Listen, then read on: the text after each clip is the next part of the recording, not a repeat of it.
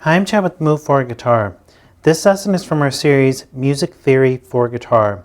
In this lesson, I'm going to show you how to build a minor triad.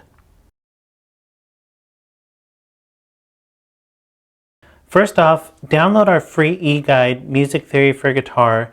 It contains everything that I'm talking about in this lesson, all the charts and diagrams, as well as much more, so it'll be really useful to you. And like I said, it's free, so there's no reason not to just go download that. But I am working on it right now as I'm filming this lesson, so it may not be available as you're watching this lesson. And if it's not available yet, it'll say coming soon.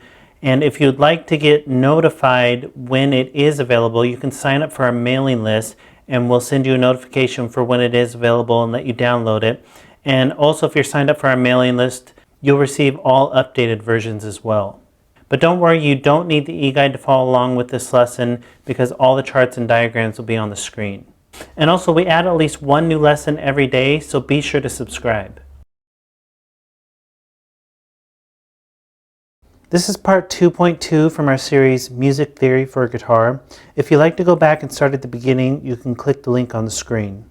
So in the last lesson we talked about how to build a major triad, and I also gave an introduction to triads. So if you need that, if you need an introduction to triads, or if you just need a review, go back and watch that lesson first, because I'm not going to go over that information again in this lesson.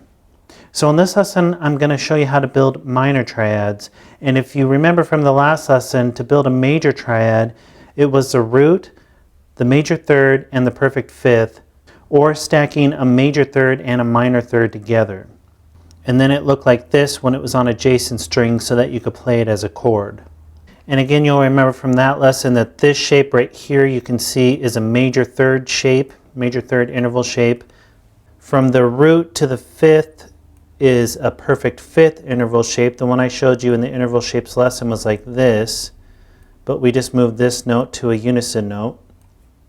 And one thing I didn't mention in the last lesson, or I mentioned it, I just didn't draw it out like this, you can also look at it as stacking thirds. So you have your major third interval that's stacked here from your root to the third, and then you have a minor third interval shape right here from this third to this fifth. So that's why it's called stacking thirds. You're stacking with a major triad, you're stacking a major third interval and then a minor third interval. And a minor triad is very similar to a major triad, except you lower the third by half a step. So instead of it being a root, major third, perfect fifth, it's a root, minor third, perfect fifth. So the only difference between a major triad and a minor triad is that a major triad has a major third and a minor triad has a minor third. So a minor triad is root, minor third, perfect fifth, or 1, flat 3, 5. Or if you look at it as stacking thirds, this time you're stacking a minor third and then a major third. So with the major triad, you stacked first a major third, then a minor third. With the minor triad, it's the opposite. First is a minor third interval, and then a major third interval. And then again, to play this as a chord, you need to move the flat 3 and the 5 off of the same string as the root. So you move those to their unison notes. So you move your flat 3 to this unison note on the next string down towards the floor if you're holding the guitar to the 5th string, and then you move your 5 down to this unison note, which is on the 4th string.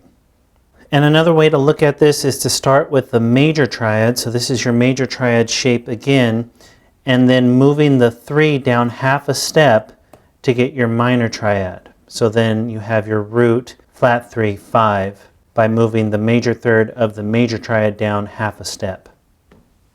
And then again, you can look at this as the stacked thirds. So you have from here to here a minor third interval shape, and from here to here a major third interval shape, which was the opposite of the major triad.